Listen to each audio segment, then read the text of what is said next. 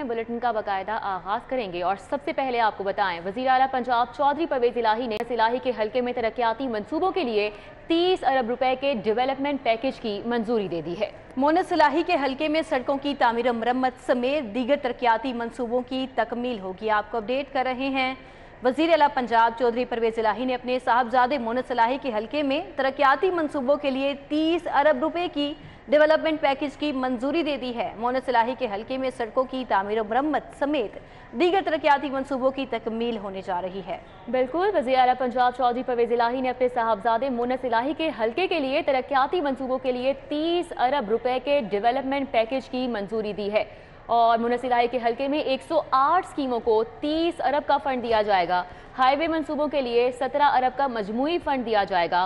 Public health engineering मंसूबों के लिए 2 अरब 63 करोड़ का फंड दिया जाएगा। IDAP अथॉरिटी मंसूबों की तकमील के लिए 10 अरब 91 करोड़ का फंड दिया जाएगा।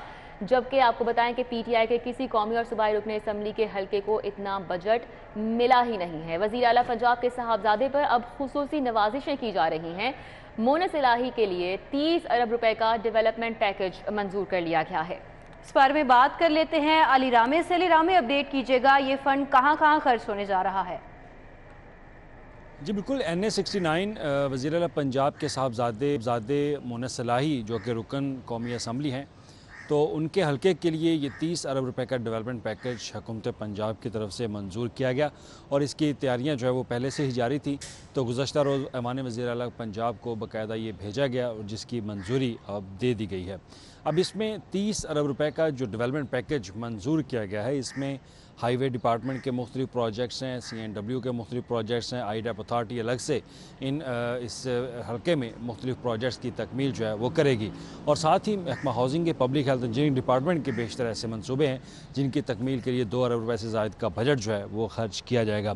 और ज़्यादातर जो बजट खर्च किया जा रहा है NA 69 में, वो रोड की रिहेबिलिटेशन के ऊपर खर्च किया जाएगा, यानी कि सड़कों की बहाली और नए सड़कों की तामीर, ड्यूलाइजेशन ऑफ रोड जो है वो ज़्यादातर किए जाएंगे और इसमें इंडस्ट्रियल स्टेट के भी मुख्तलिफ प्रोजेक्ट्स हैं जो कि ADP में भी शामिल हैं। तो अब इसमें सप्लीमेंट्री ग्रांट के तौर पर यह फ़ंड जो है वो दिया जाएगा वज़ीर आला पंजाब के जो बेटे हैं मोनस इलाही, उनके हल्के को। और NA 69 ये वाहिद हल्का है जिसको सबसे ज़्यादा बजट वो पंजाब हुकूमत की तरफ से दिया जा रहा है और इससे अगर देखा जाए तो PTI के किसी भी रुकन कौमी असम्बली या सूबाई असम्बली को भी इतना बजट नहीं मिला होगा जितना कि चुनाई के बेटे मोनस इलाही को ये बजट दिया जाए। वाहिद हल्का है जिसे इतना बजट मिला है। बहुत शुक्रिया अली रामे, हमारे साथ अपडेट कर रहे थे। जिसकी लाठी उसकी भैंस, PTI के ताकतवर अरकान असम्बली और टिकट होल्डर्स के हल्कों पर नवाजिशात जारी हैं। PTI के 62 अरकान कौमी और सूबाई असम्बली मेट्रोपॉलिटन कॉरपोरेशन के 75 करोड़ के फंड इस्तेमाल करने में कामयाब हो गए हैं, जबकि मुत्तादिद अरकान असम्बली और टिकट होल्डर्स के हल्कों को एक मरतबा फिर से नज़रअंदाज कर दिया गया है। राउद इरशाद हमारे साथ हैं, उनसे इस हवाले से बात कर लेते हैं। जी राउद इरशाद।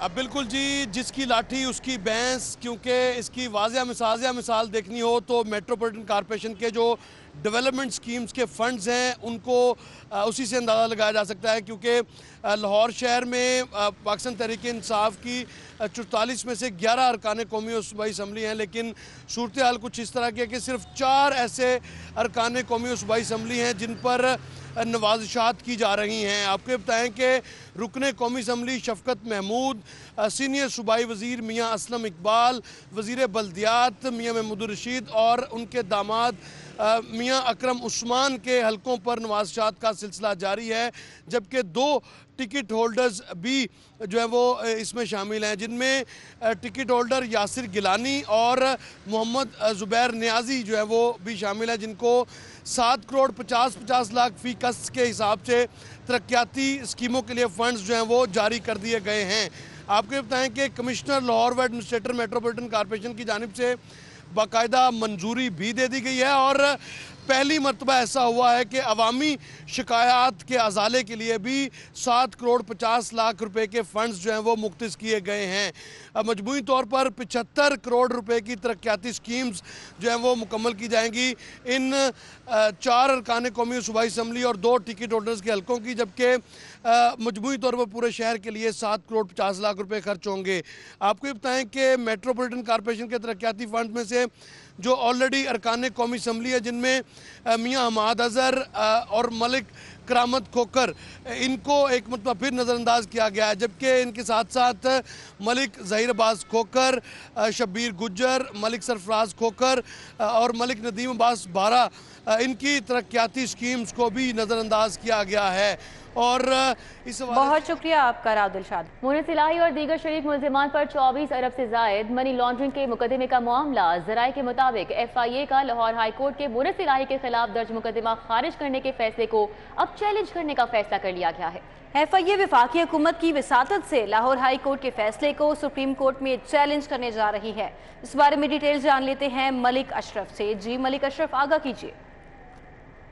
जी, काफ लीग के रहनुमा मोनस इलाही की लाहौर हाई कोर्ट से मनी लॉन्ड्रिंग केस में मुकदमे के अखराज के लिए दरख्वास्त मंजूर होने के फैसले को सुप्रीम कोर्ट में चैलेंज करने का फैसला कर लिया गया है। ज़रा ये बता रहे हैं कि इस हवाले से FIA ने कानूनदानों से, वफाकी हुकूमत के लाभ अफसरों से मुशावरत की है और इस बात पे मुशावरत हो रही है कि जो लाहौर हाई कोर्ट के सिंगल बेंच ने मोनस इलाही के मॉडल मनी लॉन्ड्रिंग केसेस को कलअदम करार देने का जो हुक्म दिया है उसको सुप्रीम कोर्ट या लाहौर हाई कोर्ट में चैलेंज किया जाए। ताहम कानूनदानों का ये कहना है कि इस हुक्म को सुप्रीम कोर्ट में चैलेंज किया जाए, चूँकि ये लाहौर हाई कोर्ट में काबिल समाअत नहीं था। ज़रा ये बता रहे हैं कि जो पिटीशन तैयार की जा रही है, जो मशवरा किया जा रहा है, उसमें कानूनदानों का, डिप्टी अटॉर्नी जनरल्स और मुख्तलिफ वफाकी हुकूमत के लाभ अफसरों का ये मौक़िफ़ है कि ठीक है मलिक अशरफ थे, अपडेट कर रहे थे, बहुत शुक्रिया। एहतसाब अदालत से मनी लॉन्ड्रिंग और आमदन से ज़ायद असासा जात रेफरेंस में वज़ीर आज़म शहबाज शरीफ को बड़ा रिलीफ मिल गया है। अदालत ने सरकारी मसरूफियात के बायस वज़ीर आज़म शहबाज शरीफ को हाजिरी से मुस्तकिल इस्तिस्ना दे दिया है। जमालुद्दीन जमाली से मज़ीद डिटेल्स जान लेते हैं। जी जमालुद्दीन जमाली। जी बिल्कुल, एहतसाब अदालत से मनी लॉन्ड्रिंग केस में वज़ीर आज़म शहबाज शरीफ को आज बड़ा रिलीफ मिल गया है। अदालत ने उनको हाज़िरी से मुस्तकिल इस्तिस्ना दे दिया है। अदालत ने उनकी मुस्तकिल हाज़िरी माफ़ी की दरख्वास्त को मंजूर करते हुए उनकी जगह एक प्लीडर मुकर्रर करने की आज जो है इजाज़त दी है और एक नुमाइंदा जो प्लीडर होगा वो हर तारीख पर पेश हुआ करेगा और वज़ीर आज़म शहबाज शरीफ जो है उनको आइंदा मनी लॉन्ड्रिंग केस में पेश होने की ज़रूरत नहीं होगी। अदालत ने अहम तरीन फ़ैसला सुनाया। शहबाज शरीफ बतौर वज़ीर आज़म जो है वो उनकी जो मसरूफियात हैं उनके पेश नज़र अदालत ने उनको ये रिलीफ दिया है, जबकि जो हमजा शहबाज हैं उनकी भी मुस्तकिल हाज़िरी माफ़ी की दरख्वास्त जो है अदालत में ज़ेर इल्तवा है। उस पर अदालत ने नैब से जवाब तलब किया है अंदर समात पर और हमजा शहबाज की आज की हद तक एक रोज़ा हाज़िरी माफ़ी की। बहुत शुक्रिया आपका जमालुद्दीन जमाली। और अभी आपको बताएं, मास्टर प्लान ना होने पर इजला की प्राइवेट सोसाइटीज़ के लिए बड़ा रिलीफ। मुतल्लिका डिप्टी कमिश्नर को हदबंदियां करके सोसाइटी पास करने का अब इख्तियार होगा। डिप्टी कमिश्नर की सरबराही में DPDC कमेटी को इख्तियार दे दिया गया। इस बारे में तफसीलात जान लेते हैं दुरे नायाब से। जी दुरे नायाब, अपडेट कीजिए।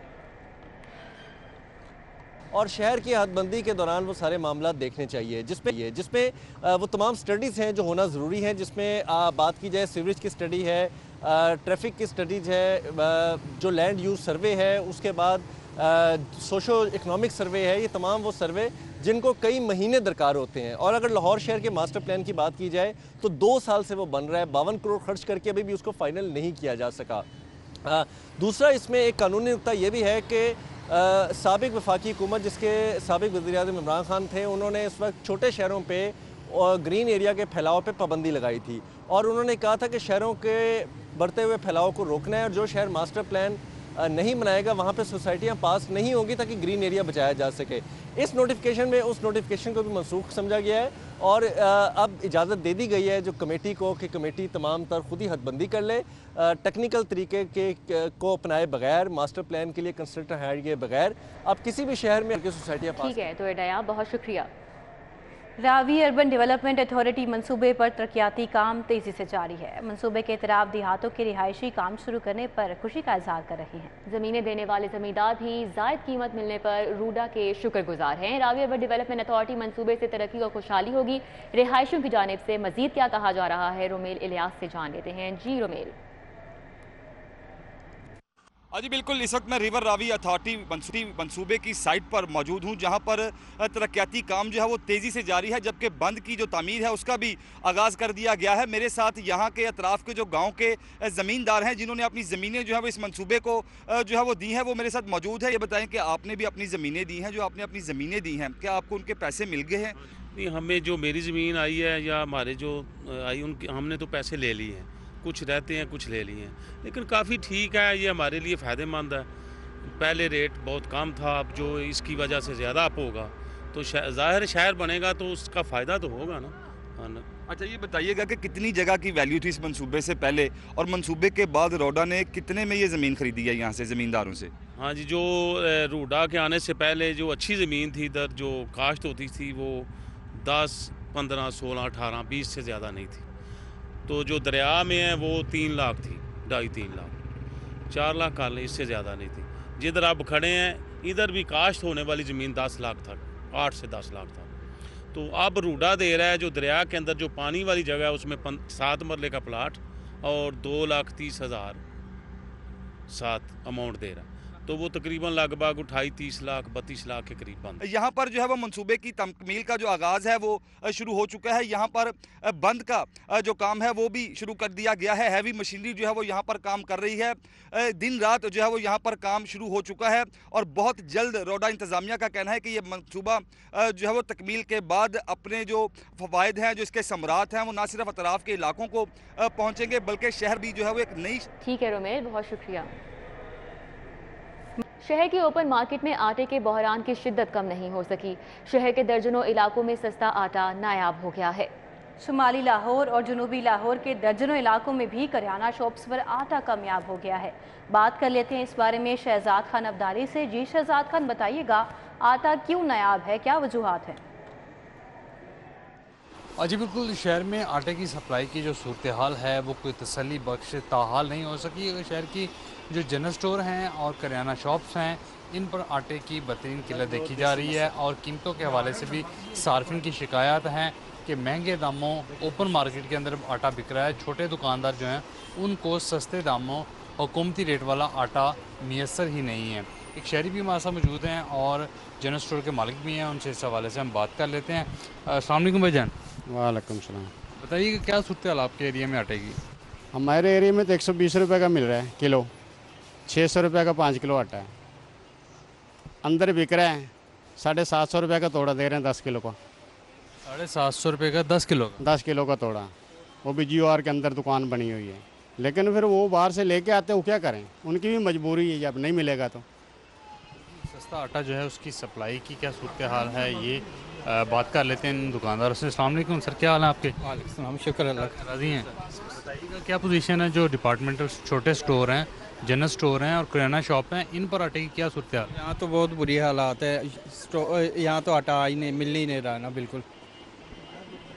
कितने दिनों बाद पहले सप्लाई आ जाया करती थी? पहले तो हफ्ते बाद या 3 दिन बाद आ जाती है, अब तो बिल्कुल ही काफ़ी ज़्यादा शॉर्टेज आ रही है।